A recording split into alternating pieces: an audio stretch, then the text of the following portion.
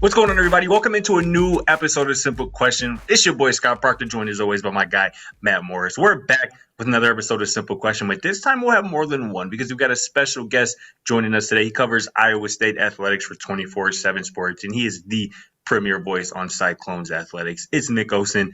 Nick, thanks so much for joining us, my man. How are you doing? It's always a pleasure, guys. You know, I love this show. It's great to be back. Busy times. Great to talk about the Cyclones with you.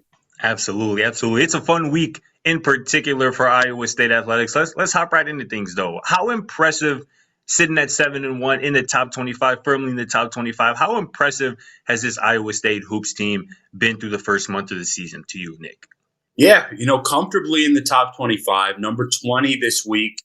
And I would say they've been really impressive. I mean, you guys know from last season, I'm someone that is pretty comfortable kind of in my knowledge of the team. And I had said they would make some noise in March. I remember that on the show, even when a lot of people kind of doubted it. So within that same vein, I was high on this team coming in, and it didn't take long. Really, that first game, I think it was against IUPUI.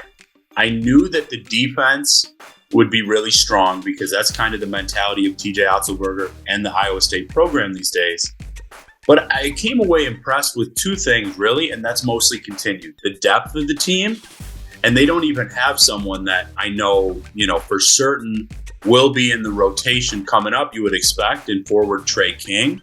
He will be, available soon. So the depth has been really impressive. Just many different players that are able to, obviously play, create a little bit, especially for others as well as defend. And then the post play. I mean, last year that team, I think very highly of it, and they had some star guards in Tyrese Hunter and Isaiah Brockington. This year, down low is honestly looking really good. Oshuniyi, post player from St. Bonaventure.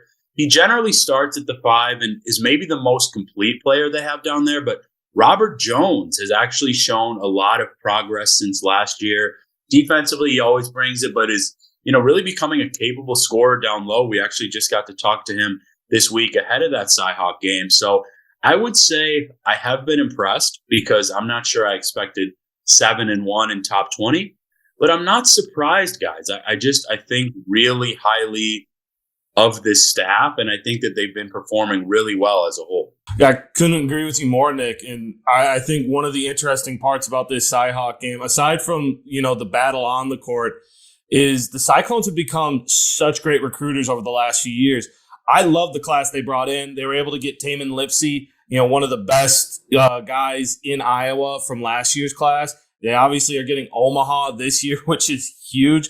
Talk about, we're going to get into the court stuff and what they're going to do against, the Hawkeyes, but talk about what the Cyclones are doing at the recruiting level to really win the battle within Iowa in that sense and recruit Iowa, but then also really recruit the Midwest well with, going into Minnesota and Wisconsin. Yeah, you were spot on there, Matt. I actually, National Signing Day, I wrote kind of a big article about how they were able to land some of those pieces, specifically in that class of 2023. Omaha Blue, 5-star. Milan Momcilovic, who is in, the Milwaukee area right now, Pewaukee, absolute star, especially offensively. And to me, it boils down to two factors that have really impressed me. Kind of identifying their guys early. I think that Iowa State basketball and football do a really nice job of that here in Ames. So I think that's huge, kind of establishing these young players as priorities for the Cyclones and the program, as well as relationships. TJ Otzelberger, J.R. Blount, Kyle Green, those were kind of the main staff members coming from last year. And then Nate Schmidt, who is now an assistant coach and is really kind of your X's and O's NBA training type guy. The staff is really impressive, and I'm not shy about saying I think pound for pound it is one of the best in the country. I think Blount especially is one of the best recruiters, and I just feel like those two aspects, if they're in on somebody early, I'm not generally going to doubt that they land their guy. And I think that it's not only paying dividends in 2023, but beyond. I think it's really going to help this program. No doubt about it. Let's get into that matchup on Thursday between Iowa State and Iowa. First off, Nick, tell us how big really that rivalry is within the state of Iowa and how important this early season test is for two really good programs, it looks like. Yeah, so I think that from kind of what I've gathered and been here, this will be my first Cyhawk game. It feels like football kind of brings out the most back and forth and intensity and things like that within the fans. Yep. But this game is highly anticipated. I can tell you that. I started kind of some chatter and a thread on my VIP board a few days ago, and it's pretty constantly active. I know that a lot of people will be tuned in. As for the importance, I think it's really important for both teams. I'll actually start with Iowa. I don't think they've faced a defense like Iowa State has yet this year. And so I think that that's going to be a really good test because the Hawkeyes have some scorers. But, there are obviously some questions losing a lottery pick in Keegan Murray and then kind of how they performed in the NCAA tournament last year. And for Iowa State, I'm trying to think. They've played some really good players, specifically against North Carolina and UConn, but they haven't played a lot of complete players like Chris Murray. I'm really excited to see who takes on that challenge, as well as, how they kind of approach the game defensively, whether it is how they generally do in terms of just being very physical, trying to force turnovers. I think how that game is, kind of looked at and refereed early on will certainly play a factor because Iowa State is physical. That's not a big secret, and I think it speaks to some of the toughness and mentality of Iowa State. But I mean, you guys see me smiling. Like, I don't think I've been as excited for a game this year, even some of the ones in Portland, just because of the rivalry, kind of the opposing styles. There's some legitimate star power, I think, especially on the wing and down low within this matchup. And, as I told you guys before we kind of started, I will be there. So I can't wait to, really take it all in. A good coaching matchup, too. I would say comfortably two top, 15 to 20 coaches in the country. I think it's going to be pretty awesome. Yeah, that's going to be a packed house in Iowa City on Thursday night. I know you're going to have a blast, but I think the part that you mentioned is going to be something really key to watching this game is how the whistle goes. How these referees call this game. If they allow them to play a little bit more physical, obviously that will bode well for Iowa State, and vice versa. If they allow them to play, a little bit, more, free, that would obviously bode well for Iowa. But that's going to be something to watch, no doubt.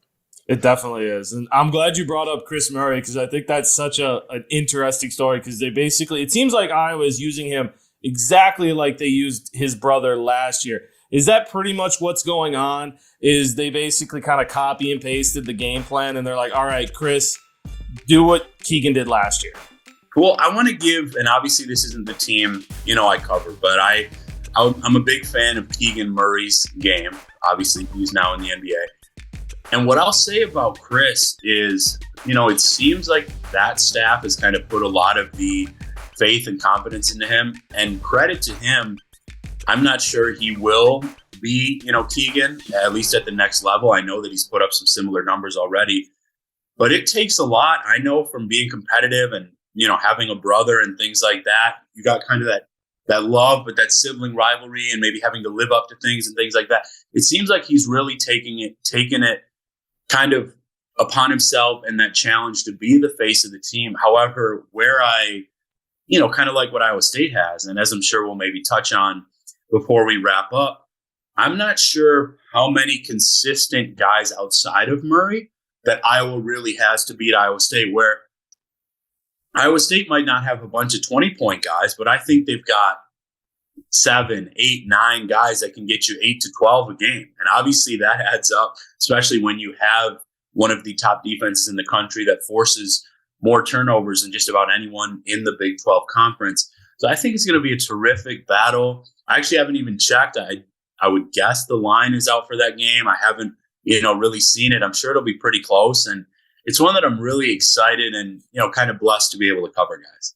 No doubt about it, man. That's some impressive stuff for sure. Let's talk about the Big 12 as a whole, though. First off, tell me who your Big 12 favorite is, who you think is going to walk away with the Big 12 title, and also what chance you give Iowa State to maybe steal a conference crown here this season. Am I allowed to give two, my friend? Is that okay? Hey, man. Absolutely. It's your world, man. We're just living in it. Because before the year, I will be honest, I picked Baylor to, kind of be the team, not necessarily to win the Big 12, but I felt like to make the most noise kind of long term. Mm-hmm. And I just feel like They return a lot. Obviously, Scott Drew is a terrific coach, but I've been very, very impressed with Texas. I was high on them. I kind of picked them as a dark horse, but I feel like they're likely going to be, even better than that. Obviously, the rankings have shown that. Former Cyclone Tyrese Hunter has really been one of the stars for them. And, Kansas has a lot of talent. Texas Tech will eventually get some talent back from injury. I do think Iowa State will make the tournament, but the Big 12, again, it's going to be like we talked about. I remember, last February, last March, a battle just about every night.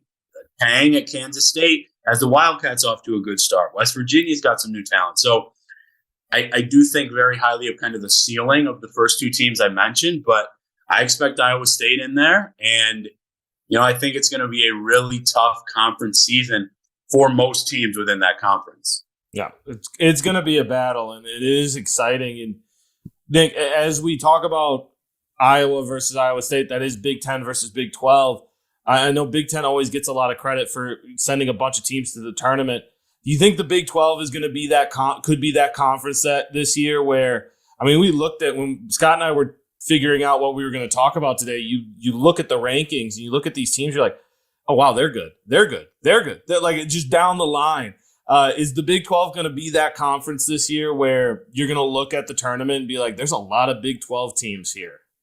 Yeah, absolutely. I kind of figure I wouldn't be surprised at all if you see like 7 or 8 out of, just the 10 teams that there really are.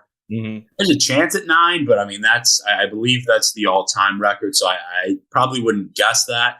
But yeah, man, I do think it'll be like that with the Big 12. And I think I grew up in Big 10 country, right? Yep. Wisconsin and the Badgers. But I think where you have to give the Big 12 credit is they get to the tournament and they also find a lot of success there. Obviously, several national champions as of late. It's been a long time for the Big 10.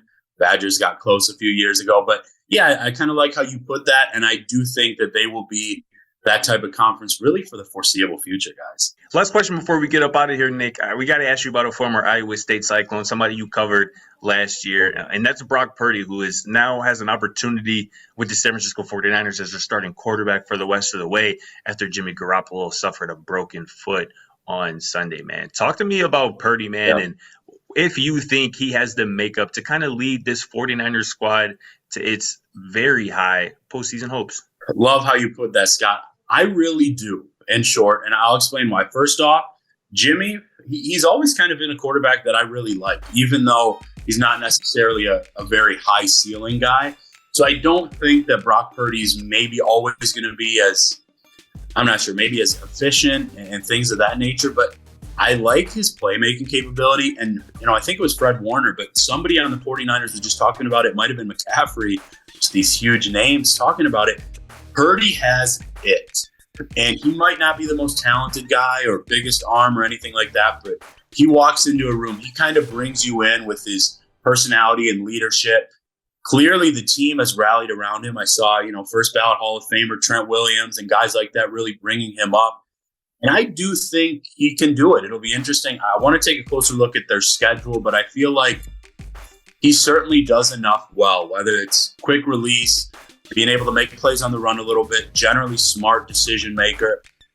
I've been high on the 49ers, so it'll be interesting to see how far they really get. I actually have them, the Cowboys, and potentially Eagles really above like a 10-2 Vikings team and, things of that nature. So it'll be one to follow. I can tell you it's been a huge conversation around here, and it's exciting, quite honestly. By all accounts, he was a great leader and personality here, like I said.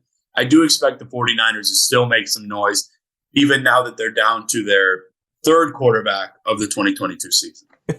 Yeah, man, I have to say, man, I really like what I've seen out of Purdy, especially on Sunday, coming in off the bench, basically outplaying Tua Tagovailoa, who was in the midst of an MVP season. And obviously, Tua was playing a better defense, was out without both of his starting tackles. But, man, Purdy stepped in, again, off the bench. It looked really good. And as we know, you don't got to do a whole lot. The San Francisco 49ers offense with the weapons surrounding you, with the coach that you have in Kyle Shanahan. So I'm really liking Brock Purdy's chances to really step in and, help this 49ers team make some noise in the playoffs, like many people thought before Jimmy Garoppolo's injury, before maybe Trey Lance's injury. But this has been fun as always, man. Nick, thanks so much for joining us. Go follow Nick's great work on Twitter and for 24/7 Sports. But for your boy Scott Proctor, Matt Morris, and our guy Nick Olson, catch you on the next episode of Simple Question.